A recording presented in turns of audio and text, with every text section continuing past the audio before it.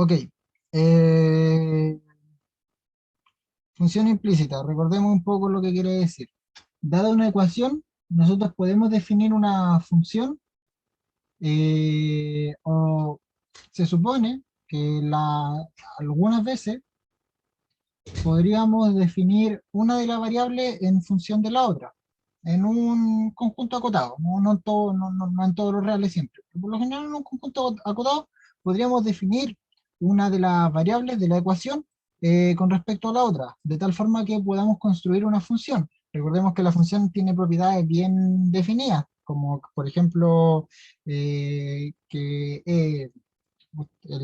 ustedes saben, el típico dibujo de la función es de las papas, ¿cierto? Que llevan flechas, ¿cierto? Este dibujo que siempre hacen los profes, eso tiene propiedades, ¿cierto? Como que dos puntos no pueden ir al mismo, ponte tú, no nos puede pasar esto, o sea, no, al revés, no nos puede pasar esto, que un punto vaya a dos diferentes, eso ya no es función y tal, ¿cierto? Eh, se puede definir una función localmente, ¿ok? Dada una ecuación. ¿Qué necesitamos para que eso ocurra?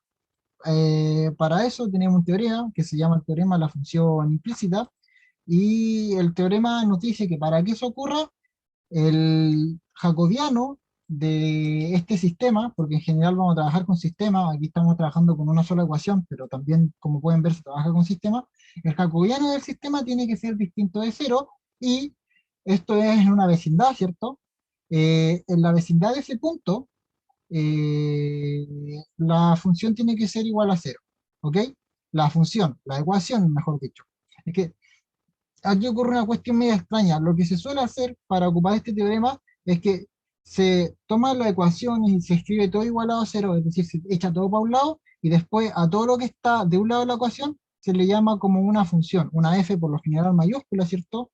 Una f mayúscula de las variables correspondientes, de x, y, en este caso particular, para este ejercicio estamos tratando de ver si z se puede escribir en función de x, y. Entonces aquí escribimos z de x, y esto es igual a cero. Entonces nosotros lo que queremos ver es que si esta como, entre comillas, función que estamos llamando acá, esto aquí lo estamos entre comillas llamando función, a pesar de que es una ecuación, esta expresión de acá, que vamos a llamar entre comillas, función, vamos a ver si puede definir implícitamente a la variable z respecto a las otras dos. Y si vemos que ocurre eso, entonces debiésemos ser capaces de calcular las derivadas parciales de z en este como dominio acotado donde ocurre esto, porque esto no, como insisto, no ocurre en todos los reales, ocurre en un dominio acotado. Una forma bastante gráfica de ver a qué se refiere este teorema es entendiendo que, por ejemplo, en una circunferencia, nosotros sabemos que las circunferencias no son funciones, ¿ya? Están definidas por una ecuación, eso es verdad, supongamos que ahí está mi circunferencia, y nosotros sabemos que no es una función porque si yo tiro rectas verticales, toco en dos puntos, ¿ya? Tengo dos imágenes, tengo una por aquí y otra por acá. Entonces, como voy teniendo dos imágenes todo el rato, ¿cierto? No puedo definir a la circunferencia como una función. Sin embargo, puedo yo acotar este dominio, ¿cierto? Y escoger, por ejemplo, solamente las imágenes de aquí a acá. Entonces yo quedarme con esto. Y si yo me quedo con esto, solamente con este pedacito de acá arriba, en este pedacito, si yo trazo líneas verticales, si yo trazo líneas verticales en este pedacito, no me va a ocurrir lo que me pasaba antes, ¿cierto? De que choco en dos puntos. Entonces, en ese sentido, sí puedo trabajar sí puedo definir una función en esta ecuación, en este pequeño espacio. Esa es como la idea de la función implícita. De hecho, particularmente lo que hacemos para definir estas como, entre comillas, funciones implícitas de la circunferencia, lo que hacemos es que tomamos de aquí para acá arriba, ¿cierto? O de aquí para acá abajo, ¿ya? Que es lo mismo que decir que y es igual a la raíz de el radio al cuadrado menos x al cuadrado, es decir, las raíces positivas, o y igual a menos el radio al cuadrado menos x al cuadrado.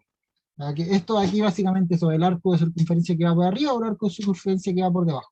Lo que estamos haciendo básicamente es acotando la vecindad. Aquí lo estamos haciendo para los sí mayores que 0, y aquí lo estamos haciendo para los sí menores o iguales que 0, por decir una cosa. ¿Ya? Y así acotamos las vecindades y podemos definir, ahora, gracias a esta ecuación, en una vecindad particular, recordemos que vecindad no es lo mismo que bola, en una vecindad particular podemos definir una función de forma, aquí lo estamos haciendo de forma explícita, podemos hacerlo de forma explícita.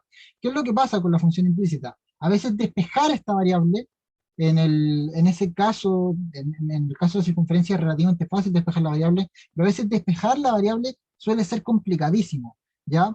Por ejemplo, en este ejercicio de acá, aquí tenemos una ecuación, y si nosotros quisiéramos despejar la variable, eh, por ejemplo, aquí que nos piden despejar z, si nosotros quisiéramos despejar z, nos costaría mucho porque aquí tenemos una z en un exponente, en una ecuación, o sea, en una expresión, en una exponencial.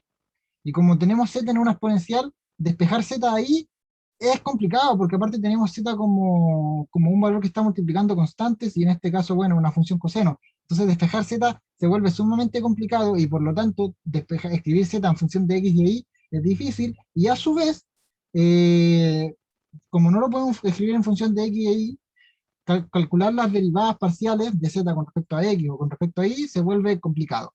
Entonces, ¿qué es lo que hacemos? Lo que hacemos es ocupar una propiedad que tiene unos resultados de un teorema, particularmente el teorema que mencionamos, ¿cierto? El teorema de la función implícita. Dicho todo esto, ¿cierto? Vamos a practicar, ejercitar, ocupar el teorema de la función implícita. Que hay que entenderlo mucho, hay que entenderlo, porque pasar materia no es lo importante aquí, ¿cierto? Aquí lo importante es el ejercicio. Quería que trataran de como comprender un poco el teorema de la función implícita, ¿ya? Que se llama implícita porque la función está, pero no está, no la podemos, por lo general no la podemos escribir, ¿ok? Lo primero que nos dice es, dada la ecuación, esta ecuación de aquí, primero, demuestre que define implícitamente la función z con respecto a x e y en una vecindad del punto 0,0, raíz de 3, y determine las derivadas de z en la vecindad de 0,0, ¿ok? Para esto, para demostrar esto, este ejercicio tiene dos partes. Tiene esto de acá, que es esto de aquí, y luego tiene esto de acá, ¿ya? Es decir, primero nos piden demostrar, o sea, ya sabemos que esta ecuación de acá define implícitamente la función, pero tenemos que demostrarlo, y después nos piden determinar las derivadas de z, estas son las derivadas parciales evidentemente, las derivadas parciales de z en la vecindad de 0,0. ¿Ya? Eso es lo que nos piden. Entonces, vamos a hacerlo. La primera parte para demostrar o determinar o ver si es que es posible definir implícitamente una función, ¿cierto? Que son los enunciados típicos, lo que tenemos que hacer es revisar dos condiciones particularmente. La primera condición, que la función, que esta función de acá, entendamos como rayos, entendamos como función a tomar un lado, f, en este caso, como yo lo había escrito, de x, y, z de x, y, igualarlo a 0, entendamos que esto de acá, evaluado en este punto, tiene que ser verdadero, o lo que es lo mismo, tiene que ser igual a 0, ¿ya? Podemos darnos cuenta rápidamente que justamente sí es verdadero, ¿ok? Porque aquí tenemos que x al cuadrado es 0, más y al cuadrado es 0, más raíz de 3 al cuadrado es 3, menos 3 es 0. Por lo tanto, esto de aquí cumple en el punto 0,0, raíz de 3. Primera condición, que la voy a anotar acá. La primera condición, entonces, la condición 1 sería que f de a tiene que ser igual a 0. Lo que está acá, esta f grande, recordemos que f es la expresión igualada a 0, tiene que ser igual a 0 evaluada en el punto. Esa es la primera condición. Y la segunda condición es que el determinante del jacobiano, o el jacobiano, yo siempre he tenido confusiones porque dependiendo de la literatura es distinto. No sé qué entienden ustedes que han visto particular. Oh, tengo una persona afuera. No sé qué han visto particularmente ustedes en clase, si es que el jacobiano se refiere a la matriz de las derivadas o si el jacobiano se refiere al determinante de la matriz de las derivadas. particularmente lo que he visto yo es que el jacobiano se refiere a la matriz de las derivadas y el determinante. Jorge, no se preocupe, no, esta ayudantía no va de la clase de hoy, esto va de varias clases atrás, pero hasta el miércoles pasado no veíamos jacobiano. ¿Cómo que no han visto? Y teorema de la función implícita tampoco han visto.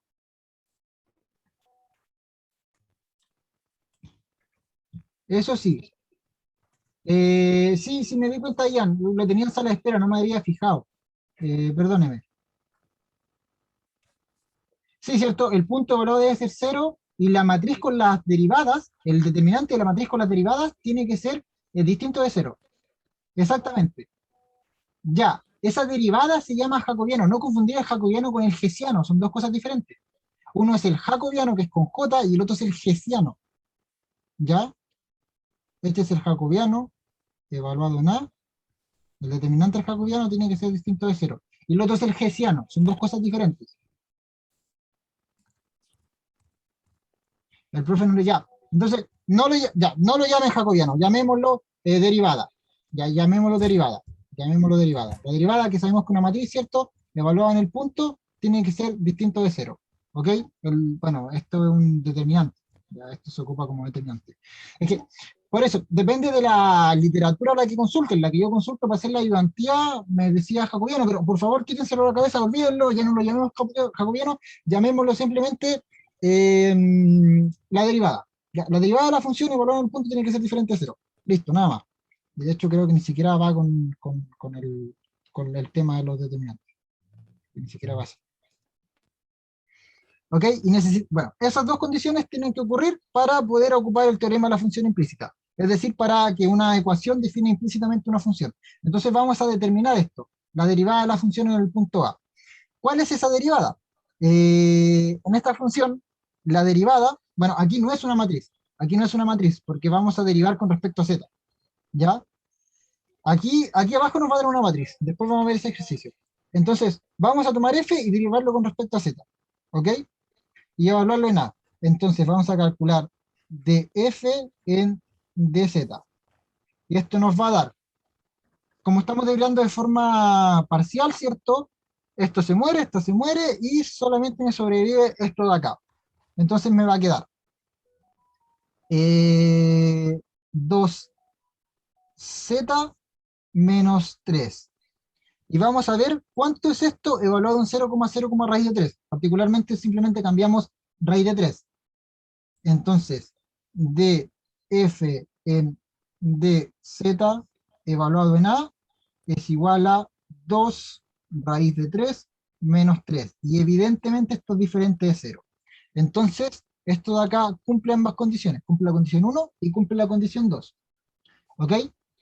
Como esto cumple ambas condiciones, entonces decimos, o podemos ratificar, ¿cierto? Que la función, o sea, la ecuación, perdón, la ecuación, esta ecuación de acá, esta de aquí, define implícitamente a nuestra función z en las variables x e y, en una vecindad de este punto. Esto se puede asegurar. Y ahora vamos a determinar las variables, perdón, las derivadas de z respecto a x y respecto a y en una vecindad del 0,0. Esto, lo de la vecindad del 0,0 es como, por decirlo así, es esto es evaluar en el punto, ¿ya? Estamos evaluando aquí, es que en realidad, no, es que esto no es evaluar en el punto, esto es por el hecho de que estamos trabajando cerquita del 0,0, es decir, donde ocurre esto, donde sí se puede definir implícitamente a la función, ¿ya? Por eso es que coloquen una vecindad del 0,0, ¿ok? Vamos a calcularlo entonces. Para calcularlo, nosotros tenemos una fórmula, ¿cierto? Sabemos que dz en dx, no, es igual a menos df en dx sobre df en dz, y a su vez dz en dy es igual a menos df en dx partido por df en dz. Me equivoqué ahí, eso no era una i, o sea, eso es una i, no una x. Ahí está. Esto es una i. Ya, entonces esa es la expresión, ¿ok? Vamos a calcular porque este de aquí es equivalente solo que con respecto a i. Muy bien, este de acá nos va a quedar como dz en dx va a ser igual a menos 2i partido en menos 2, no menos 2z, en 2z. O lo que es lo mismo, i partido en z. Y ya está, ¿ok?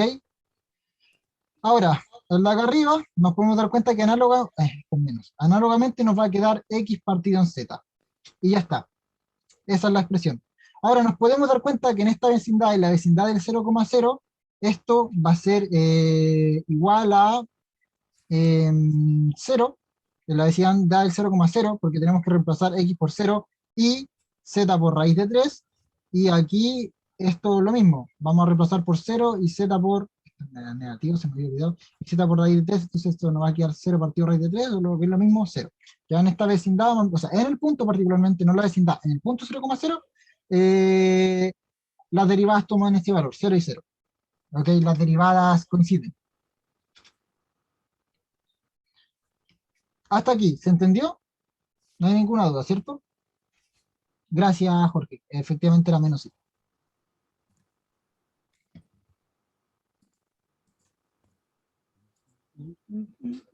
Aquí dice que el menos 3 no debería irse al derivar. Sí, tenía razón. Sí, sí, sí, en delante el menos 3 sí al derivar, pero eso de todas maneras no iba a dar en el segundo paso, cuando teníamos que f derivado de a tiene que ser distinto de 0. Muchas gracias, Ian. Cuando teníamos esto, a mí me había dado que la derivada, básicamente, que f derivado de a era igual a 2 raíz de 3 menos 3, y no, pues este menos 3 se iba, tenía razón Ian, teníamos que quitarlo. Lo que nos va a quedar simplemente era este 2 raíz de 3, que igual, de todas maneras, era diferente de 0. Así que se seguía ratificando el teorema. Perdón, gracias, que no tengo el chat acá y tengo mi identidad acá. Perdón, y gracias. Ok, siguiente ejercicio. Ahora vamos a hacer lo mismo que en el ejercicio anterior, pero esta vez con un sistema de ecuaciones. Y esto es un tanto más complejo, porque ahora tenemos que empezar a trabajar con matrices. Las dichosas matrices, ¿cierto? De las cuales pensamos que en álgebra lineal no habíamos, eh, nunca más la íbamos a ver, mentira, las matrices vuelven para vengarse. Cálculo 3, la venganza del álgebra lineal. Y de cálculo 2 y de cálculo 1. Dado el sistema de ecuaciones, aquí no sé si ustedes están acostumbrados, pero hay una notación de sistema de ecuaciones que se ocupa harto en matemáticas ya para gente grande como nosotros, ¿cierto? Que es ocupar una llave en vez del típico como cuadro se ocupa esta llave, es un sistema de ecuaciones, y bueno, aquí nos dice que es un sistema de ecuaciones, nos dicen, determine si es posible definir a x e y, ambas, x en función de z e y en función de z, en una vecindad de 1. Aquí en una vecindad de 1 se refiere a z igual 1, ¿ya? Cuando esto es x de 1, es decir, x de z es igual a 1, esto aquí básicamente es un x de z, ¿ok? Y y de z es igual a 0. Nos piden determinar esto. No, el ejercicio no nos pide calcular las derivadas, pero las vamos a calcular igual. Ya lo vamos a agregar como ejercicio extra. Entonces, ¿cómo se hace esto? Recordemos, necesitamos ratificar dos criterios. Criterio número 1, que el sistema ahora, en general este sistema, en el punto, vamos a ver qué punto es, el punto A va a ser el 1, X es 1, Y es 0, y Z es 1, es decir, en el rayos, mejor igual. Aquí va, en el A igual a 1,0,1, en ese punto el sistema, que aquí no sé cómo expresarlo, lo voy a escribir el sistema en A tiene que ser verdadero, tiene que ser real, o es decir, A tiene que ser una solución al sistema, más bien. Sí, podríamos escribirlo así. Entender como solución al sistema básicamente que esta expresión de acá tiene que ser igual de a cero, esta función de acá, y esta función de acá tiene que ser igual de a cero, cuando esto está resuelto. ¿Se entiende, cierto? La condición 1 es que ratificar si ese punto cumple con el sistema. Y efectivamente lo cumple, ¿ya? Fijémonos que 1 más 1 menos 1, no, 1 más 0 menos 1 es 0, y aquí tenemos x por y por z, y es 0, así que esto me va a dar 0, y aquí tenemos x más z, que eso es 2, por 0 es 0, y seno de 0 es 0, entonces esto aquí es 0, y 0 más 0 es 0, por lo tanto, la condición 1, ¿cierto? Que al final no la escribí porque no supe cómo escribirla, nos da verdadero. Y ahora lo que queremos calcular en la condición 2 es que f, la derivada evaluada en el punto, tiene que ser distinto de 0. Y aquí se darán cuenta que ya esto es un tanto diferente. ¿A qué nos referimos con la derivada evaluada en el punto? Bueno, para esto vamos a tomar esta expresión de acá y llamarla f grande de la expresión, es decir, x, y, z. Recordemos que x es x de z, y es y de z. Y a esta de acá llamémosla g grande de x, y, z. O sea, no es que sea así, estamos viendo si es así, ¿ya? Aún no decimos que es así, estamos viendo que es así. Me pegué tremendo spoiler. Llamemos estas expresiones de esta forma. Entonces, ¿qué es lo que hacemos? Vamos a calcular lo siguiente. Vamos a calcular la derivada parcial de f con respecto a x, la derivada parcial de f con respecto a y, la derivada parcial de g con respecto a x, y la derivada... ¿Almorzaste? Sí, déjamelo ahí, por favor. ¿Almorzaste? Sí, pero déjamelo ahí, por favor. La derivada parcial de g... No, déjamelo ahí, que comí poquito. Con respecto a y. ¿Ok? Vamos a calcular esto, y a esto le vamos a calcular el determinante, evaluado en el punto A, y vamos a ver si es distinto de 0. ¿Ok? Esto es lo que vamos a hacer. Entonces calculemos. La derivada parcial de f con respecto a x y con respecto a y son fáciles. Ambas son 1 y 1. ¿Ya? 1 y 1. Entonces, esto nos va a quedar como 1, 1, y aquí es donde la cosa se pone un poco más fea. La derivada parcial de la función g, la función de abajo, con respecto a x, es x, no, es iz más, oh, ¿cómo queda esto? Esto es con respecto a x. Esto de acá lo voy a escribir como seno de x y más y z. Lo voy a escribir así, ¿ya? Para poder derivar. Entonces esto me va a quedar más coseno de lo de adentro, coseno de x y más y z, multiplicado todo esto por x, ¿cierto? No, por y. Multiplicado todo esto por y, ¿sí? Eh, Voy a mover este uno.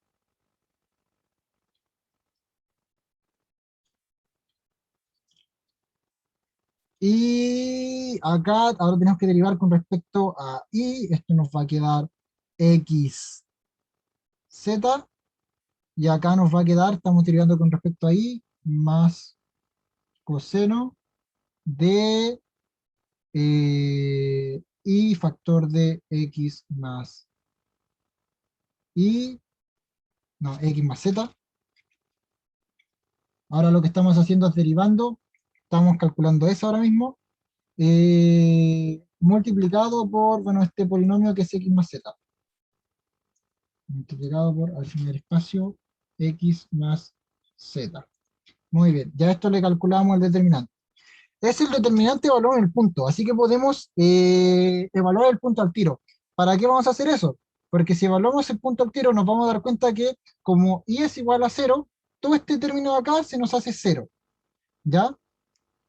Entonces esto va a ser determinante de 1, 1, 0, y acá, aquí xz es 1, esto es 0 por algo, y coseno de 0 es 1, así que esto de acá nos va a dar 1, y esto es x más y, que eso es 1 más 1, 2, por lo tanto esto va a ser el determinante de 1, 1, 0, 2.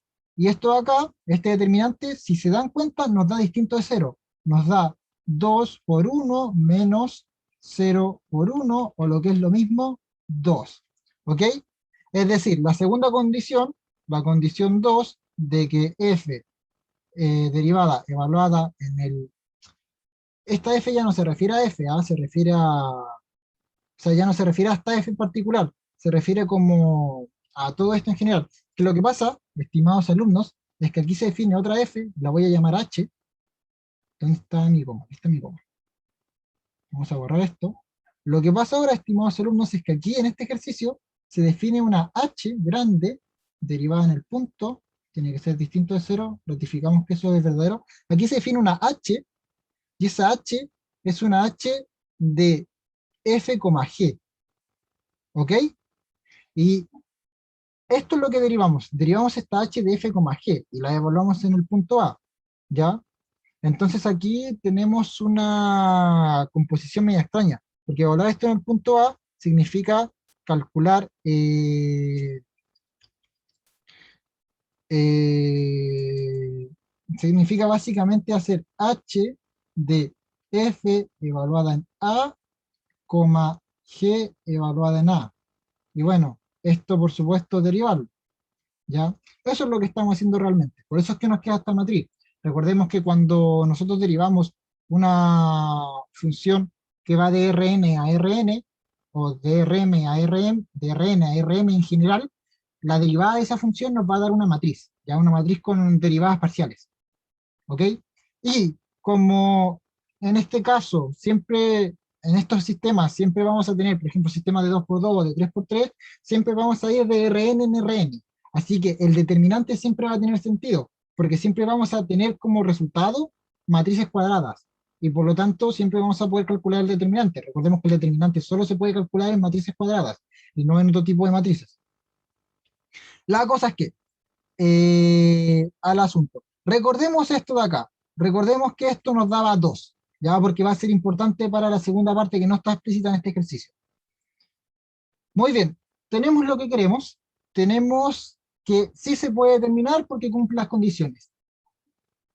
El sistema evaluado en el punto es correcto, ¿cierto? El punto es una solución del sistema, por decirlo así, y además eh, la derivada de esta como h que entre comillas definimos evaluada en el punto es distinta de cero. Por lo tanto, sí es posible definir a x y a y en función de z. Ahora, no. Ahora, lo que vamos a hacer es calcular la derivada parcial de x respecto a z y calcular la derivada parcial de y respecto a z. ¿Cómo vamos a hacer eso? Tienen una fórmula, ustedes lo apuntan, pero vamos a trabajar para ver de dónde sale esa fórmula. ¿Ok? Por la regla de derivada, ¿cierto? Vamos a derivar esta f, recordemos que esta era f y recordemos que esta es g, ¿ya?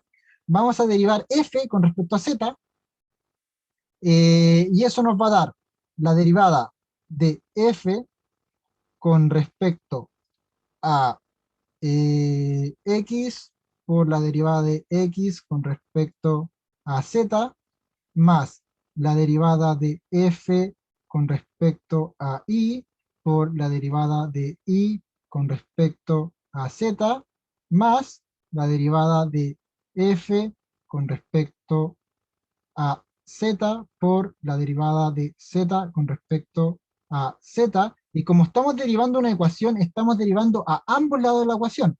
Entonces esto nos va a quedar igual a la derivada de 0, básicamente. La derivada de 0, en particular la derivada de una constante, es una constante. Entonces esto nos va a quedar igual a 0.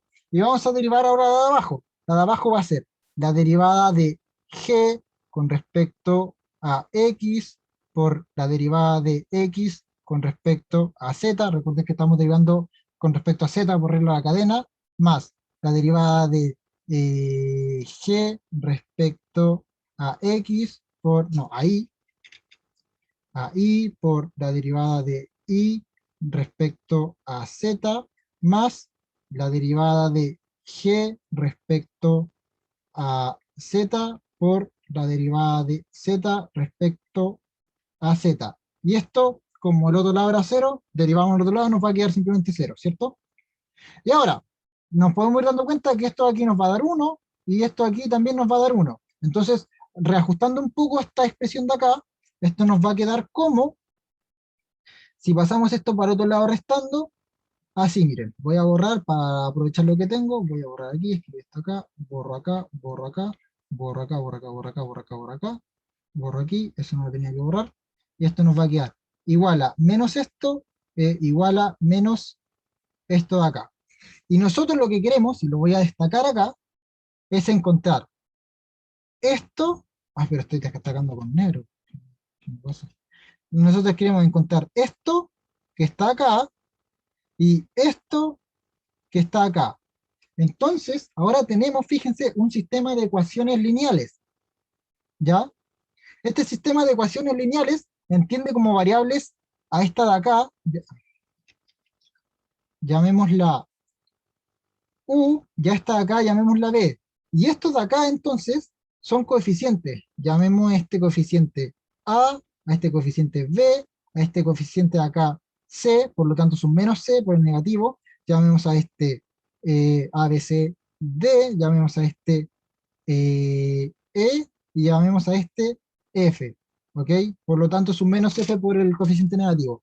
Entonces, teniendo en cuenta que tenemos esta configuración de acá, básicamente esto es equivalente a tener esta configuración AU más BB igual a menos C, y de otro lado tenemos DU más B igual a menos F. Lo que vamos a hacer para resolver este sistema de ecuaciones es ocupar directamente una solución rápida que conocemos, que tenemos, que es eh, el método de Cramer para resolver sistemas de ecuaciones. En particular, el método de Cramer nos dice que U, que es lo que estamos buscando, la derivada de X con respecto a Z, es igual a el determinante de la columna de las X, en la primera columna, que correspondería a la columna de la U, por decirlo así, cambiamos por la matriz, por la columna de resultados, es decir, menos C, menos F, y en la segunda columna dejamos la que correspondería a la segunda columna de acá, ¿cierto? BE. BE, y esto sobre la matriz principal, que vendría siendo el determinante de A, B, D, E. Y ahora, calculamos y B vendría a ser. Ahora, como B está en la segunda columna, lo que vamos a hacer es cambiar la segunda columna por la matriz, o sea, por la columna de resultados. Entonces nos va a quedar AD, y la segunda columna nos va a quedar, en vez de BE, menos C menos F. Menos C menos F, y esto sobre el determinante de ¿cómo se llama esta matriz? Coeficientes, la matriz de coeficientes. Es decir, A, B, D, E. ¿Ok? Pero esta matriz de acá, A, B, D, E, es la matriz que tiene A. X partido por DX, o sea, F, o sea, DF en DX, DF en DY, de gen de X y de gen de Y, que fue lo que calculamos antes, ¿cierto? Para poder determinar el punto 2, que el punto 2 fuera distinto de 0. Y habíamos dicho, de hecho habíamos dicho que lo íbamos a guardar, y nos habíamos dado cuenta que eso, evaluado en el punto, porque estamos evaluando el punto, ¿cierto? Esto era igual a 2. Entonces tenemos el resultado de acá abajo, esto es igual a 2. Por lo tanto nos interesa solamente calcular esto de acá. Así que vamos a calcularlo. Ok, la derivada de x con respecto, o sea, la derivada de f con respecto a x sabemos que es 1. Vamos a ir calculando, vamos a ir viendo cuánto es esto. De f en dx, que son las cosas que necesitamos, esto es igual a 1, punto y coma. De f en dy también es igual a 1. igual a 1. De G en dx, esto era igual a 0. Recuerden, evaluaron el punto. De G en dx era igual a 0, evaluaron el punto. No es que era fuera igual a 0, era 0 igualado en el punto. Y de G en DI, esto era igual a 2, si mal no recuerdo. Sí, era igual a 2. Tenemos eso. Ahora, las únicas que nos faltan son df en dz negativa y dg en dz negativa. Df en dz negativa nos va a dar, vamos a revisar, creo que nos da más 1. Sí, porque z es negativo, nos va a dar más 1. Entonces, df en dz nos va a dar menos 1, pero negativo, lo voy a colocar aquí al tiro, negativo, nos va a dar 1. Y ahora, menos de G, esta la vamos a tener que calcular, en dz, ¿cómo nos va a quedar? Aquí nos va a quedar, tenemos que derivar esto de acá. Aquí nos va a sobrevivir la I. Como nos va a sobrevivir la I, esto se va a hacer 0. ¿Ya? Por lo tanto, el primer término lo vamos a ignorar. Y en el segundo nos va a quedar coseno de lo de adentro por eh, por i. Por lo tanto, nos va a quedar 0. Entonces, esta derivada acá también es 0. Rayos. Esta acá también es 0. Tenemos los coeficientes que estamos buscando. Entonces, ¿cómo nos va a quedar esto? U nos va a quedar como, déjenme bajar un poco. U nos va a quedar como la matriz de 1, 0, B, ¿cuánto era? B, que es nuestro resultado acá, es 1 y esto acá es 2. Bueno, esto nos va a dar 2 simplemente, 2 partido por 2, o lo que es lo mismo 1. Y este 1 de acá es nuestra derivada de x respecto a z. Y calculemos esta otra de acá. Esta matriz de acá nos va a quedar como 1, 0, 1, 0, esto es 1 y esto es 0. Como tenemos una fila, recordemos que si tenemos una fila, una columna o la diagonal igual a 0, solamente con entradas iguales a 0, entonces el determinante siempre nos va a dar 0. Por lo tanto, el valor de este determinante de acá, recordemos que esto está partido por 2, el valor de este determinante de acá va a ser 0. Y esto es 0 partido por 2, por lo que es lo mismo 0. Entonces, la derivada respecto a i de z es igual a 0. Y ahí está, el ejercicio. Así era como se hacía, y de ahí es donde sale esa fórmula con las derivadas, que es como grande y media pesada, de ahí es donde sale, es por el método de Kramer. Yo sé que fue complejo, yo sé que fue denso, así que voy a preguntar. ¿Se entendió?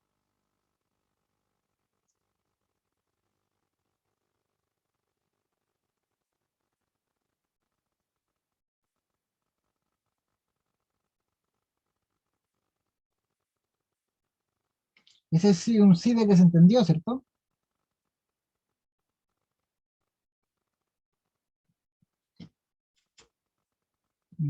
Perfecto, ya, muy bien. Vamos finalmente con el último. El último dice, considera la ecuación. Esta ecuación bonita de acá, y nos piden dos cosas. Determine si para una vecindad de P en el 0,0 es posible despejar Z en función de X y tal que Z igual a 1. Aquí nos están dando el punto es 0,0,1, ¿cierto? 0,0,1. Es decir, nos están pidiendo lo mismo que en el ejercicio arriba, pero además, de ser posible lo anterior, que evidentemente es posible, ¿cierto? ¿A quién vamos a engañar si es posible? Determine el plano tangente a la función que estamos despejando en el punto 0,0,1. Plano tangente, recordemos eso. Entonces, vamos a ver qué tal.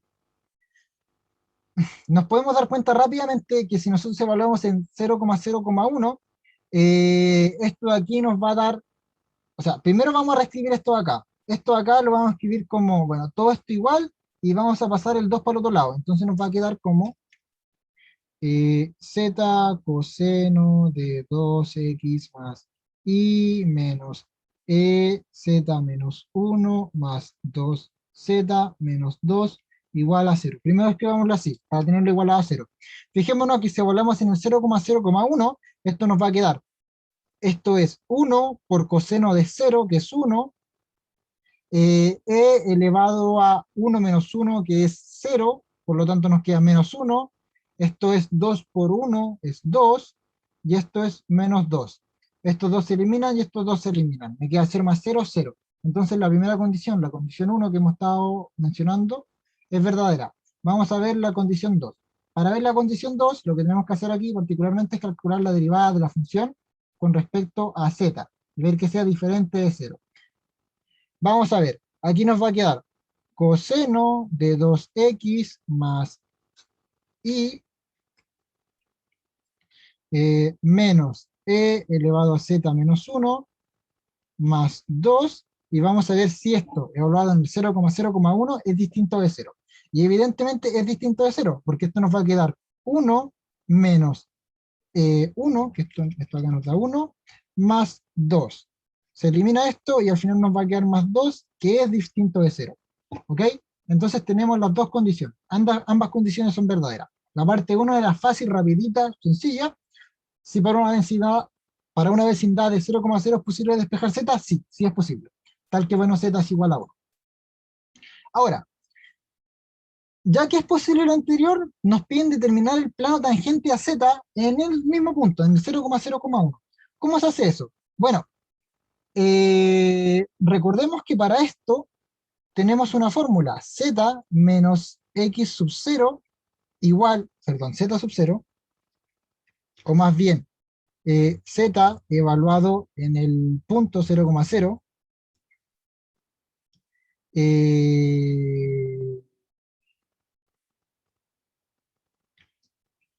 igual a dz en dx por x menos el x sub 0, que el x sub 0 era 0, más z, o sea, de z en di por, esto era, ¿cómo era? Esto era, sí, y menos y 0. Y aquí, para que quede más general, para que quede como, por decirlo así, apunte o tal, escribamos esto como x sub 0, y sub 0.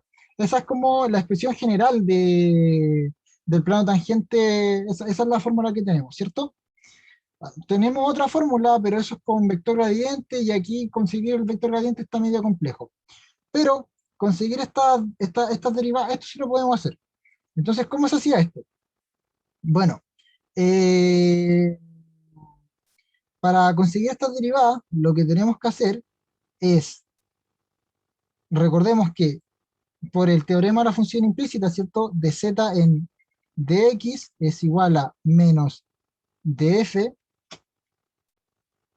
en dx partido de f en dz, y de, esto es df en, no, dz en di es igual a menos df en di sobre df en dz.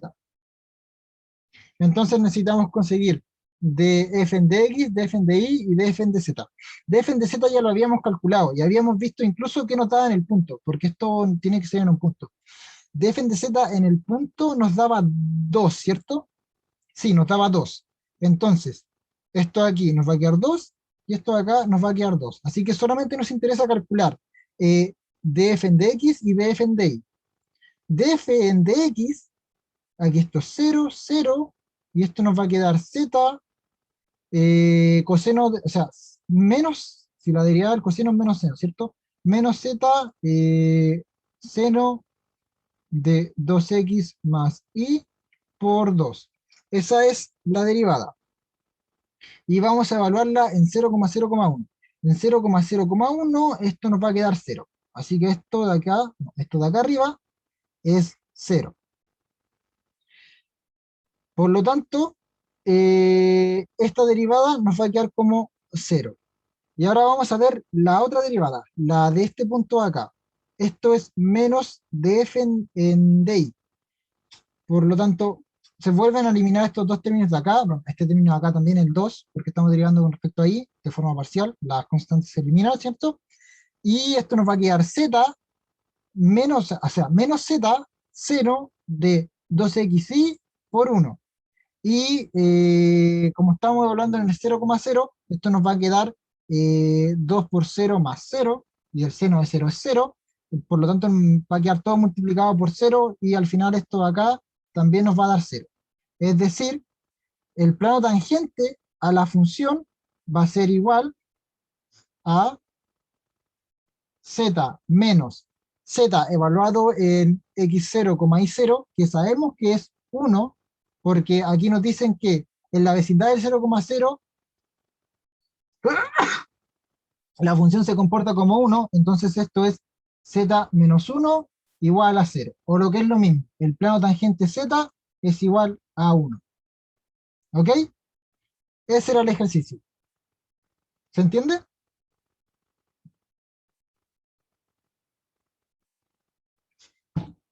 Ahora, déjenme revisar algo.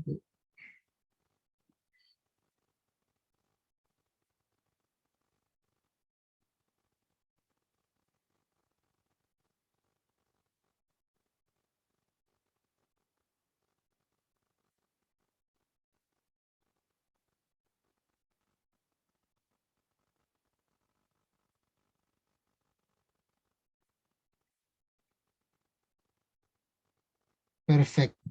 Y gracias por el saludo. Estoy revisando ahora mismo lo del plano tangente, no vaya a hacer que cometa un pequeño error, pero no, sí está todo correcto. Sí, perfecto.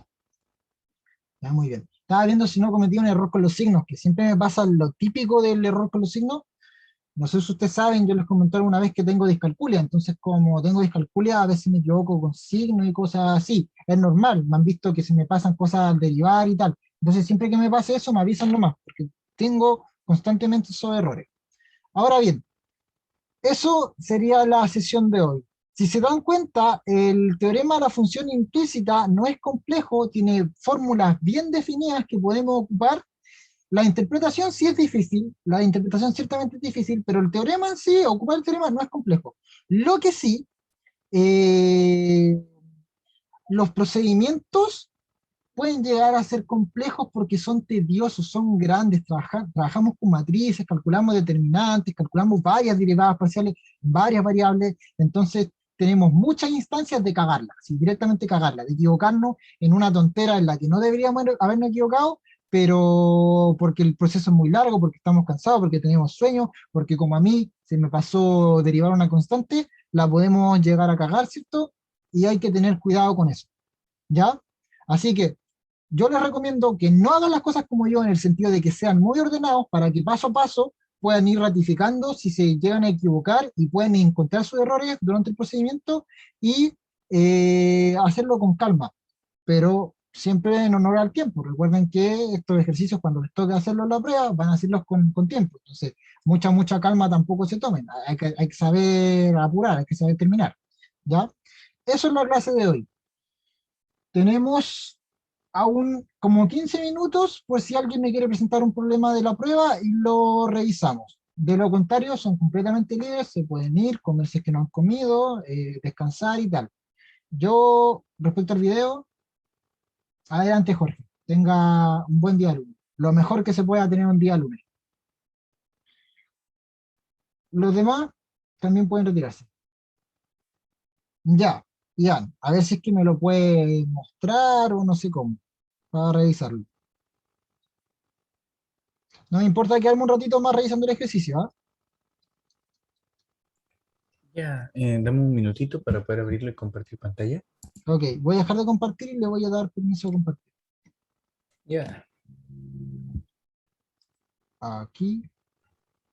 y no.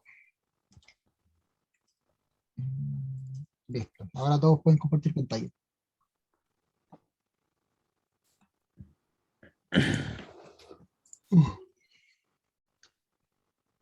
Creo que tengo los mismos audífonos.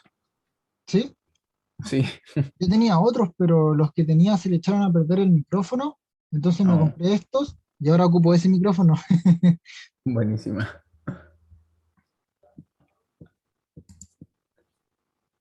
Son re cómodos. Aparte que yo tengo la oreja chiquitita, entonces la oreja me cabe justo aquí en el audífono. A mí me pasa lo mismo. También tengo orejas chicas y me complica cuando los audífonos son más chiquititos porque como que me presionan o me Sí, me doblan la duele oreja. la oreja después de un rato. Sí, también me pasaba. Sí.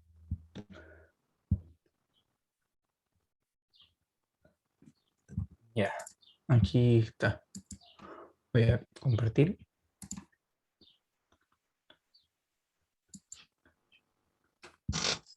No sé si se ve. Ya, sea esta función de acá, el valor de la segunda derivada con respecto a x en 0,0 es, eh, ya, Eh, ese ejercicio no sé muy bien por qué razón, pero lo estoy intentando resolver. Tuve algunos problemas y al final a lo que llegué como que se me indefinió todo. ok. Ya, a ver, recordemos que pasa algo interesante con las derivadas parciales. No porque una función sea discontinua va a significar que las derivadas parciales no existan, ¿ah? Ojo con eso. O sea, una función no tiene que ser continua para que existan las derivadas parciales. Para que una función sea continua, o sea, una función es diferenciable, entonces es continua, pero tengan cuidado con diferenciables y derivadas parciales que no son necesariamente lo mismo. ¿Ya? Eso Mm. es lo primero que tienen que tener en cuenta. Ahora bien, aquí lo que hay que hacer es calcular por la parte de arriba la derivada parcial, o sea, calculamos la derivada parcial de la función por la parte de arriba y luego por la parte de abajo lo que tenemos que hacer es calcularla a partir del límite, ¿ya? Ya, El, entonces, bueno, la parte de arriba es fácil de calcular, ¿cierto? Lo que tenemos que calcular entonces sería la derivada parcial en la parte de abajo, ¿ya? Cuando x, y es igual a cero. Entonces, lo que tenemos que hacer ahí es calcular el límite de la función cuando tienda a 0,0, ¿ya? mm, Y como no estamos en 0,0 porque estamos calculando cuando tiende a 0,0, ocupamos la expresión de arriba. Y a esa le ya. calculamos el límite. Es decir, tenemos que hacer más o menos esto. Mire, a ver, tenemos que calcular el límite, le estoy escribiendo sobre la pantalla, de x, y, a ver si me logran ayudar, cuando esto tiende a 0,0, de, a ver si me ayudan, esto es f de, como es la derivada parcial con respecto a x, eh, f de 0 más h, sí, sí, sí, aquí me estoy equivocando. Esto aquí no es 0,0, esto es h cuando tiende a 0. El límite de h cuando tiende a 0, sí, de f de coma 0 más, esto más o menos, Eso creo que sería más f de 0,0. sí, sí, exactamente, más f de 0,0 más f de 0,0 y todo esto sobre h. Eso es lo que tenemos que calcular, ¿ok?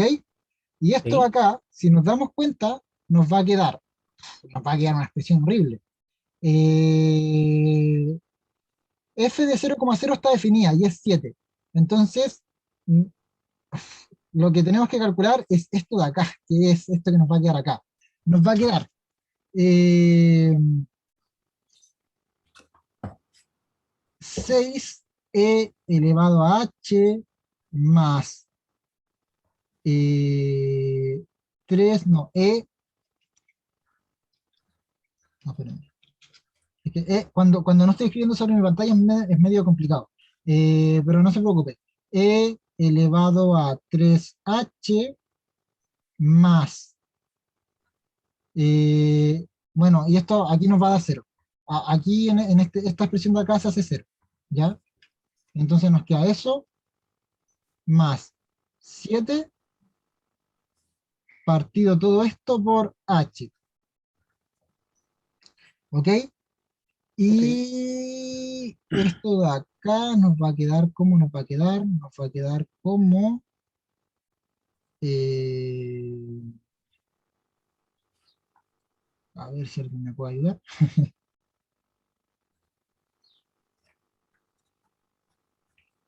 Abajo, esto de aquí, esto es cuando tiende a cero. Sí,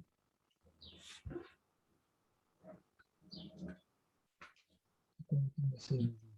Eh, no tenemos que calcular este límite de acá, que ahora mismo no se me ocurre cómo calcularlo, pero tenemos que ver cuánto nos va a dar este límite, ¿ya? Y luego, este límite de acá, déjenme revisarlo en una calculadora de límites rapidito, para no tener que hacer tanto cálculo yo.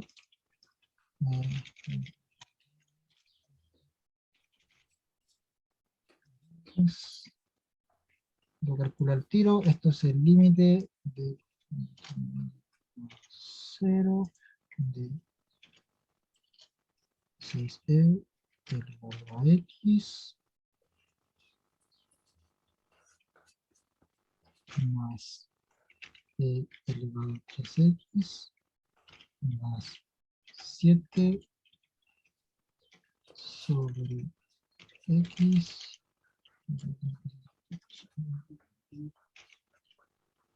sobre x sobre x. Vamos a ver qué nota esto. Según esto es divergente.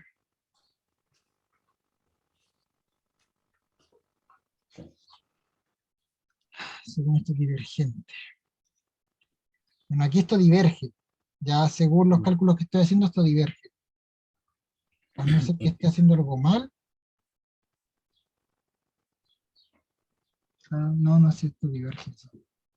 O sea, en caso de que esto efectivamente fuese divergente, la derivada parcial con respecto a x, la primera, no existiría. Eh, a ver, claro, es que justamente eso es lo que estaría pasando básicamente. O sea, no existiría en el punto. En la Claro. primera no existiría en el punto. Eso es lo que pasa. Porque En el cero punto. estamos calculando el límite. O sea, estamos calculando la derivada parcial. Y Mm. justamente en el punto no es. Pero tengo una duda, ¿esos son e elevado a x o e elevado a y? Porque si son e elevado a y, ya eso se vuelve mucho más sencillo. Son e elevado a x. Son e elevado a x. No, claro, sí, porque si calculamos esto nos va a quedar de esa forma y después, claro, no se puede hacer mucho con eso. No, porque eso va, los e elevado a h van más lento a cero que el h, entonces por eso, o sea, no, pues estos cuando van a cero, esto de aquí, claro, pues esto nos da 1, Mm. esto de aquí nos va a dar 1, o sea, esto nos da 1, nos da 6, este nos da 1, 7, entonces esto nos va a dar 14 sobre h, y h tiende a cero, entonces esto Entonces es eso, sobre cero, no ese sé. límite no existe. Claro, entonces, exactamente, el límite no existe. Entonces, Mm. ¿qué es lo que nos pasa? La derivada con respecto a x de esta función nos va a quedar como la derivada de acá, que no la voy a calcular, ya vimos la u, ¿cierto? Que es la Mm. derivada de acá, o sea, nos va a quedar como u cuando x, y es distinto de 0,0, nos queda así, y en la parte de abajo nos va a quedar como divergente. La parte, no podemos, eh, No es derivable en ese punto. claro, exacto, es que más que no sea diferenciable, que eso tiene que ver con otras cualidades, la derivada parcial con respecto a x no existe en ese punto, Ya. ya que es distinto. No es lo mismo que decir que no es diferenciable, porque eso es diferente, decir que no es diferenciable. Porque para que sea diferenciable la función tiene que ser continua. Evidentemente la función no es continua, pero continuo no implica que no existan las derivadas parciales. Ya tengamos o sea, que no sea continuo no implica que no existan derivadas parciales, tengamos en cuenta eso. ¿Ya? Ya. Entonces, bueno, ocurre eso al final. O sea, aquí básicamente no existe cuando x, y es igual a 0,0. ¿Ya? Tenemos que pasa eso. ¿Cómo se podría...? Pero, ¿estamos seguros que este de aquí es un más y no era un menos? ¿Cuál? Este de acá, esto es un... ¿Estamos seguros que era un más y no era un menos? Ah, Creo que era un menos, voy a porque si es un revisarlo. menos, porque si es menos, ¿cierto? Sí. Entonces con eso las cosas cambian bastante. Menos. Sí, es menos.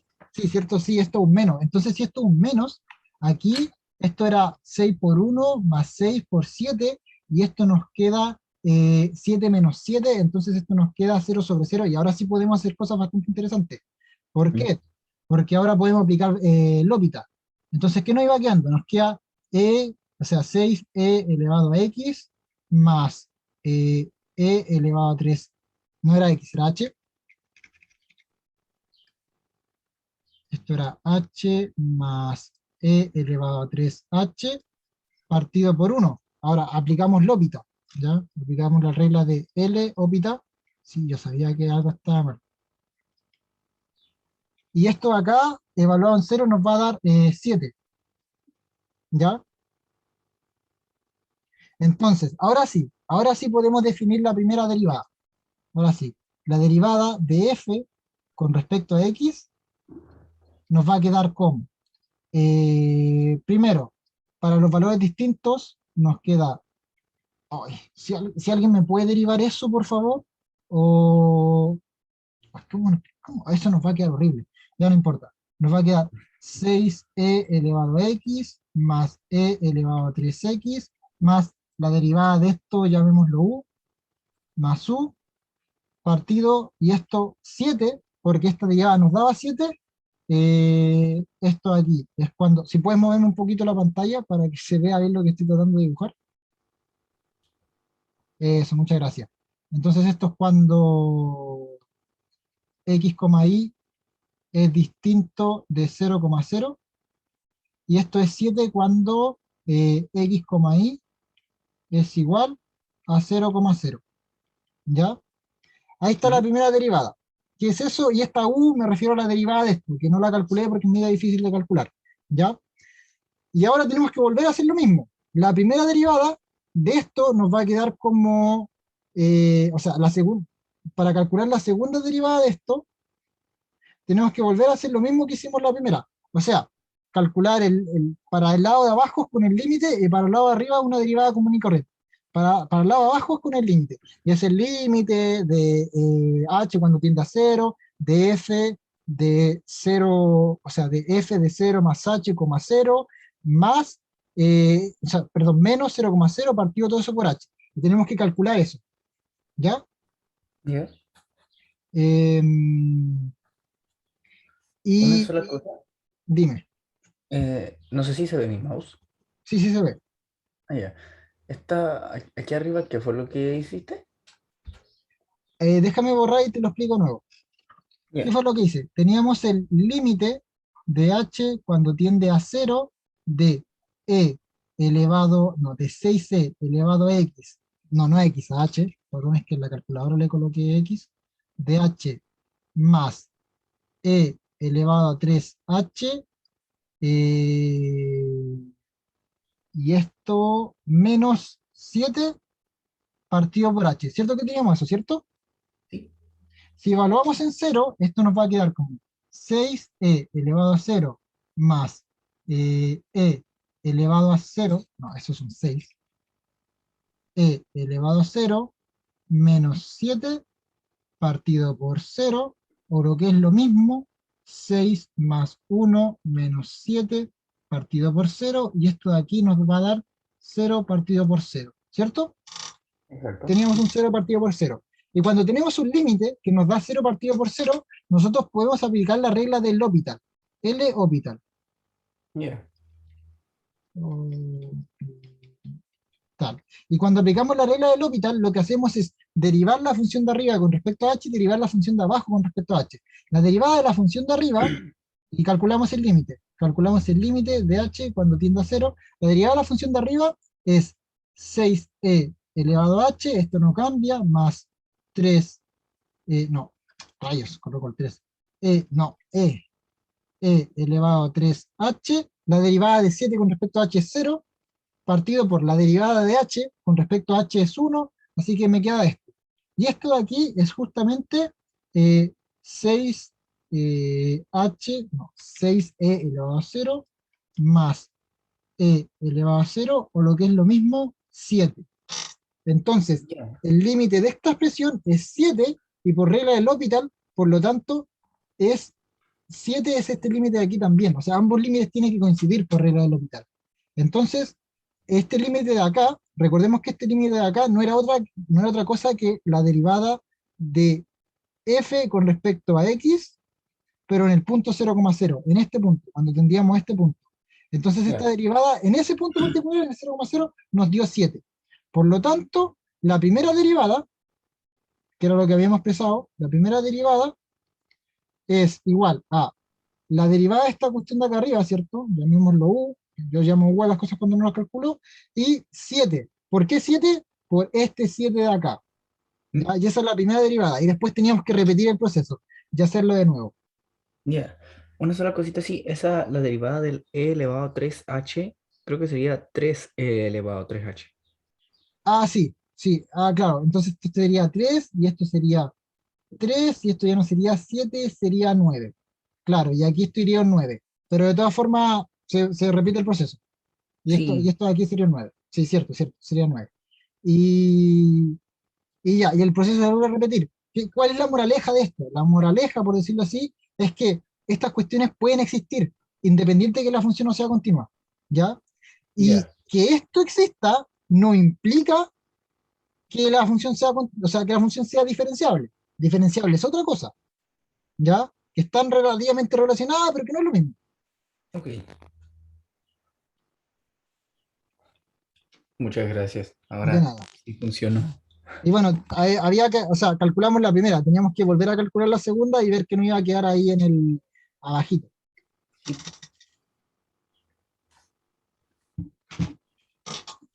Ok, no sé si alguien más se quedó, así se quedaron casi todos. Bueno, y eso. Y perdón por el error del principio, el del menos, que lo he dicho varias veces y lo vuelvo a decir, yo nunca ocupo esa expresión, nunca ocupo nadie calcula derivada a partir de eso, entonces se me suele olvidar de repente.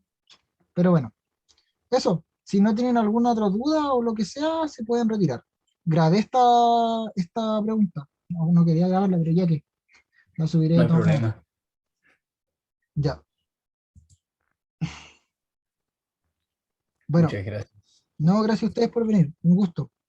Voy cerrando. Chao, que les vaya bien. Chao, Catalina. Chao a todos. Chao.